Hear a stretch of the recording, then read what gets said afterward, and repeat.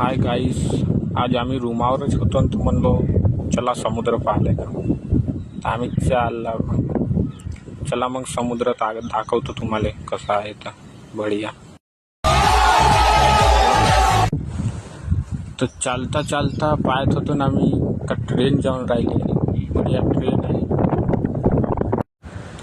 तर मी विचार करो का साला इथलूसा पूल आहे ना, इथली मोठी ट्रेन जाते, पल्ला गिल्ला तर काय होईल. मग इकडे पाहिलं तर हे मोठी जात मच्छी का म्हणावं. मग काकाला विचारलो, म्हणलो या मच्छीचं नाव काय का. तो म्हणते कतलाची मच्छी होय म्हणते.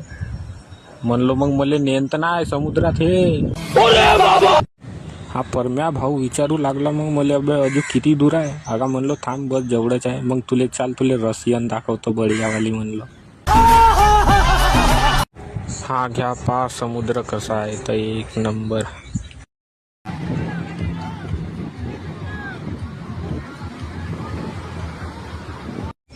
तुम्ही पण या कधीतरी तुमच्या मित्रांबरोबर समुद्र पाहिले कसा आहे तर एक नंबर बढिया दिसते.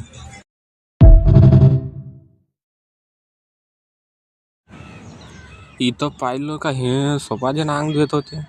मग म्हणलो चल आपणही जाऊ नांग धुवून बढिया. परम्या भावले म्हणलो मग का तुनं जो बी गावात पाप केला जो ते सगळं धुवून होतील चल. गजब बेइज्जती है. बढिया गेला मग दोघे जण पाण्यात सीधा. नहा इकडे डोंगा स्नान फिरवते त्याईले न, हे बाकीचे नंबर लावून आहेत. सिस्टम पार देंगे.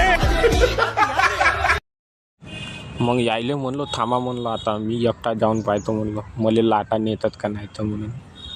तर पाहतो साले लाटच नाही येत होते, हे लहान लहानच येत साला. म्हणलो मग काही चांगला हा नव्हता यावर्षी. मग मला त्रास आला तर साल्याला मच्छा झोकतो म्हणलो आता. मग साला विचार आला बी म्हणलो हा इथला मोठा समुद्र मी कौरिकले आठवीन एकटा. हमारे यहाँ ऐसा ही होता है. कारण की आपण नाही का आपल्या गावाकडं कसा लहानसा गड्डा राहते त्याला झोपतो न बढिया पुरा पाणी आटवतो न मग मच्छा पकडतो. तसाच पकडीन म्हणून साला.